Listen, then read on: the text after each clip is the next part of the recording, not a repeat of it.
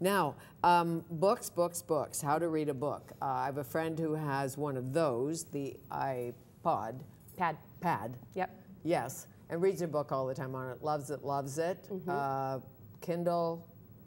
What's the difference?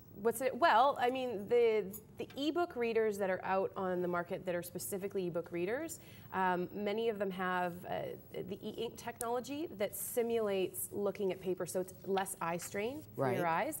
And they're also more of the Playbook size, so they're smaller to hold, a little bit easier, probably lighter in weight as well. With the iPad, you're getting a brighter screen, or same with the Playbook. A brighter screen can be harder on your eyes, but they're color. Whereas the other ones typically aren't Exactly, color. and if you want to read it in the sunshine. It's easier to read an e-reader than it would be. Than another one. And I know from my last phone bill that you have to pay attention to exactly what you're up to and what you're downloading. Yes. And if you send a text, depending on your plan, so always look at the plan, right? Yes. Because if you send a picture by text, it costs more money. Yes, yeah, that's I think that's called the MMS. Something like that. Yeah, and it's a lot more expensive. It uses a different technology. I did get a little picture happy. And just oh no! Like, yes, but if you send texting to a whole new level. I took it to a whole new level, just snapping away. But the point is, you can do it on email, and then it doesn't cost. Again, depending on your plan. But just take a look, because it's not that. If I can do it, it's much better to send photos through email if you're on these devices, for sure. And I even sometimes, when I'm traveling, use email over texting, because you can get the travel data plan. You can send as much email as you want, or the texting actually falls under your phone data plan. So if you don't want to get the international phone roaming, just get the data, and instead of texting back and forth, just email back and forth. It's the same thing. And when you're downloading apps, they say they're free or they're not free. What if they change their mind? The Daily Beast or the New York Times or the BBC, and what was free, or the Globe and Mail, what was free is no longer free. Right. Do they have to tell you? How does that work?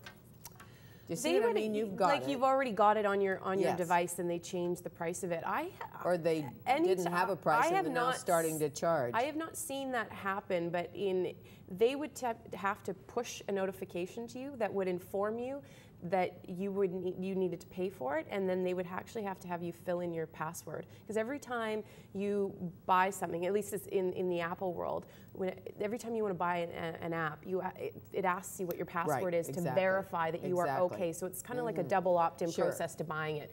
I don't think legally they could get away with just changing the price. Just changing the price or adding a price. Absolutely. Without telling you. Yeah. Say, if you want to keep this, if you want to keep getting the New York Times online, it will cost you. Yes. One day down the road, and I assume that's the future, but maybe not. It's hard to say. I mean, there's so many different ways to make money now through these applications. It's not just the application itself. Advertising advertisers and marketers are becoming much more savvy about how they integrate their brands into the applications. So a lot of people are getting more product placement as opposed to banner ads or having to pay for ads. Sure. And all the things they ask you to join up, like LinkedIn and this and that. Any way to test that?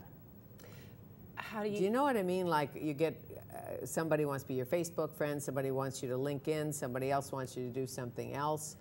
Well, there's all these different applications that are asking us to connect with each other, and there's also applications that are allowing us to manage all of those relationships within one platform, like the Hootsuite one I was talking about earlier. So it's something that you just have to choose which platforms make more sense to you. Is that what you're getting at? If you're using it for business, you're going to use LinkedIn. If you're using it to connect with friends and family, usually Facebook is the choice. I'm not sure if many people realize, but Facebook is most popular for women 35 to 55 years of age. Really? Most people think it's kids. It's not. It's not. It's us. Yes, it is. It's true. It's us. I thank you. Nice to see you. Lindsay Smith, CEO of Massive Media, and a new one, Video Drive-Thru. Yes. Okay.